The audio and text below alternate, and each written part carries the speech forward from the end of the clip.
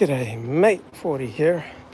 So I like to begin my days listening to a 12-step talk, particularly one that I can resonate with, so I don't have any past background with alcohol or drug abuse. Sometimes I listen to those recovery speakers and I still get something important, but generally speaking it's a lot easier to resonate, to relate to talks from people who share similar addictions to me. Emotional addictions such as love addiction, sex addiction, and porn addiction, and dating addiction, and overeating addiction, internet addiction, things like that. And so I was just listening to one speaker going on about the lengths to which he'd pursue his addiction. So he didn't discriminate with regard to his addiction, all right? He didn't make sharp in-group versus out-group distinctions in his pursuit of his addiction. So as a sex addict, he didn't distinguish between the sexes. He didn't distinguish between appropriate, inappropriate, married and unmarried. He just went for it. He just would go anywhere to meet this addiction. And I was thinking, like, he was giving the message, well, we need to be willing to go to the same lengths to overcome our addiction, at least, half as many lengths to overcoming our addiction as we went to living our addiction. But I was just thinking about how addiction is like the flip side of civilization. So when you have an addiction, you're willing to blow up any relationship. You're willing to blow through any trust. You're not going to make strong distinctions usually between in-group and out-group. You just have this one overriding need that overwhelms all other considerations. While for civilization, right, you have to have trust. Right? Diversity, to a large extent, is really about the opposite of civilization. Because diversity means that you have less and less in common, so you have less and less that you're going to feel comfortable automatically with other people and to trust. So when you're enthralled to some addiction so that it overwhelms all other priorities, you're going to destroy trust. Right? That's why addicts tend to use and abuse everyone in their lives to meet their addictive needs. So whether you're addicted to love, addicted to under-earning, addicted to extreme exercise, to dating, to shopping, right? You're going to tend to use everyone to meet your addictive needs. And in civilization, right, you tend to relate to other people from a place of cohesion and trust, which means you put your own ego in check, right? With every relationship you have, right, you can only maintain that relationship if you're able to put your ego in check. So sometimes it means you listen to a little bit from somebody that you're not really interested in what they're saying, but it's hard to maximize efficiency when it comes to your personal relationships, because you have to spend time with people to really get the benefit of personal relationships, and a lot of that time is not going to be fulfilling or exciting. It's going to be humdrum, it's going to be mundane, it's going to be boring. All civilizations require putting up walls. So the addict tears down walls to meet his addictive needs. Like civilization requires walls, whether it's seas, mountains, or literal walls, right? You can't have civilization without keeping out outsiders, because civilizations depend upon a particular cohesive group with a particular set of talents dealing in a particular situation. And then civilizations become more and more successful. They attract people who don't have the talents, the abilities, the capability,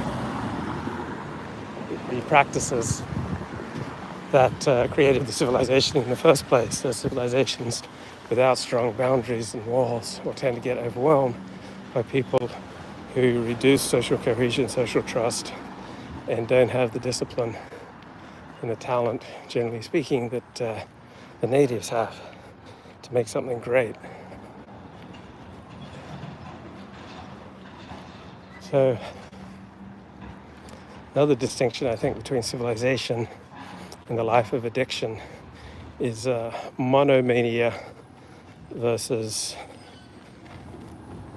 understanding that all sophisticated moral systems have a constellation of moral values. So if you see the world through just one prism,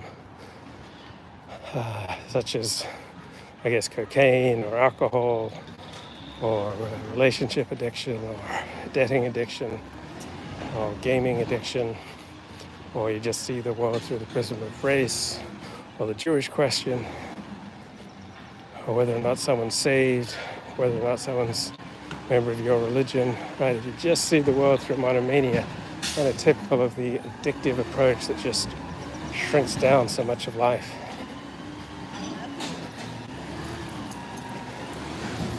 And we want to get more sophisticated models, both top-down, from the outside world in, how it works, and then bottom-up from how we work and express ourselves to the outside world. So the more sophisticated ways that we can understand what's happening to match the sophistication and variety of reality, right, the more adaptive we are going to be to the different circumstances that life throws at us, which is very different from the monomania that comes with addiction. Right, and you see this with many of the most successful pundits and live streamers. They just continually hammer on one theme, one prism through which they view the world.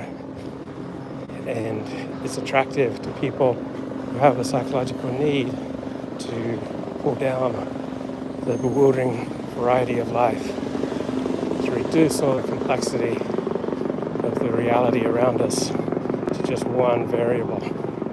Right? I don't know if you did calculus, but there's a single variable calculus. That's how you start off the first 2 semesters of calculus. It's just single variable calculus. Then you start getting into differential equations, multivariable calculus, and linear algebra, and becomes a lot more complex, but also then much more suited to reality. So I think monomania is often a characteristic of gurus, of cults, of addictive thinking, of marginalized losers seeking that one magic key to unlock reality. Now, I think there's a partial exception here. If you have a way of life and an in-group that revolves around one variable, right? So if your primary identity is that of an Orthodox Jew, so if you have a positive monomania in that you dedicated to fulfilling God's Torah, or you're a Christian, and so you have that monomania, and you're building something positive out of that monomania, right, you're still going to lose it, lead a considerably reduced life by shrinking all the complexities and all the variables just down to one thing. You're going to miss out on so many of the glories of life. But you can still build a good life out of that, though impoverished, diminished, reduced, not as many colors in your palette. And then thinking about the openness of people in addiction, how open they are, right, to anyone who's got what they want, whether that person's of a different religion, different sex, different social class, whether that person is a dangerous person, destructive person. Addicts don't make many distinctions aside from whether or not another individual can help them meet their addiction. While civilized people, I think they maintain fairly strong boundaries in real life. They recognize that when you bring someone into your life, you're potentially inviting chaos and trouble. And this reminds me of the novels of Ian McEwan and Janan Ganesh's column in the Financial Times a few days ago, where he talked about the myth of second chances, that so much of our happiness in life is established by just a handful of choices, such as profession and spouse. Right? If you put yourself into a profession you're not suited for, it's a lot harder to change profession as you get older as opposed to when you're younger. And you can get training. We tend to hit our peak of pure intelligence, just pure cognitive processing power sometime around 18, 19 to 20. And there are a lot of things that if you don't learn them by about age 22, like very hard to learn. So if you haven't done higher mathematics, such as calculus, by age 22, right, you're unlikely to be able to take it on. Or if you haven't learned a language,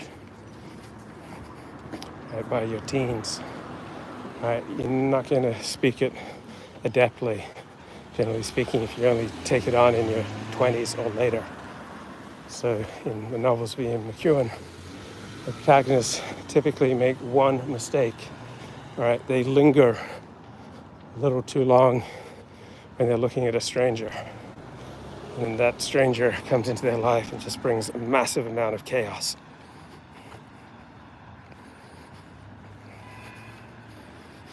So, many ways that the boundaries of healthy people reflect the tendencies of our immune system, which is like a xenophobic police state. To quote the language of Decoding the Gurus when they reviewed this book on the immune system recently. Our immune system is a xenophobic police state. It has to be very careful about monitoring that which comes into our body.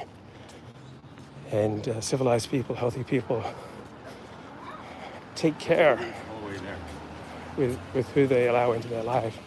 And that's one reason why strangers have traditionally been looked on with suspicion. Right? Passport bros lead a tough, challenging life. And they pick up and move to a foreign country where they typically have no friends and family. Right? The natural human instinct is to regard strangers with suspicion because it's dangerous to just allow people into your life unless you have a good read on them. Now, I tend to be pretty good at discerning who's dangerous. And I've rarely allowed people into my life who are destructive. The times that I did allow that, however, was when I was in the midst of my addiction, right? When I had some emotional compulsion that was operating. I was not making good choices with regard to my love life. And I allowed people into my relationship life who were just not good for me. Because my overwhelming emotional need for nurturing and for love and for relationship and for sustenance was out of control and was not part of a constellation of values that you need for a good life, but it was just the one overwhelming factor. And so this monomania, I think, is just so characteristic of many people with internet addiction and other addiction, and is a complete contrast to the lives of civilized people who recognize all sorts of competing values, such as competing value of work, competing value for community, for family, for commitment to your religion, to study, to recreation, to volunteer work. Good morning. Yes, thank you so much.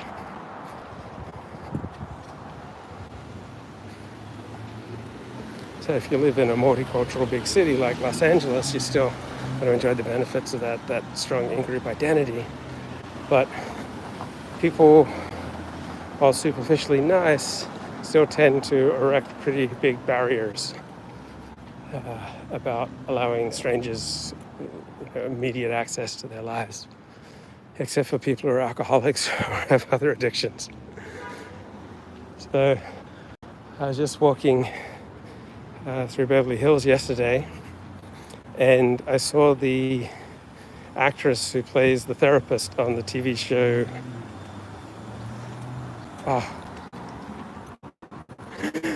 Now I'm blanking. It's a one-word TV show, Suits, on Netflix. I think it runs 8 seasons. It's about the Pearson Spector law firm in New York City. And so I've been watching season 7, and she's this English accented character playing a therapist, beautiful, smart, witty, just absolutely enchanting character. And she's having a relationship with one of the 2 main characters on the show.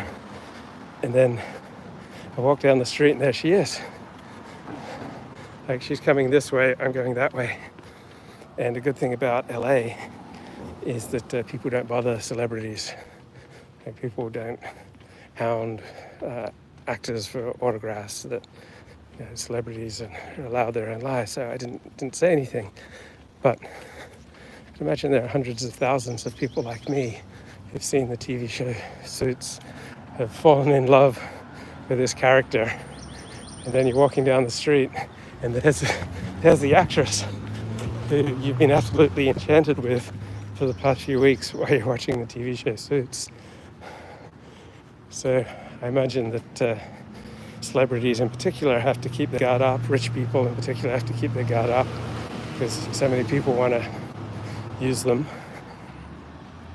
But also civilized people employ discretion that they allow into their life, which is kind of the opposite of the addict. Now, I think that there are ways of emulating the healthy side of addiction. So if you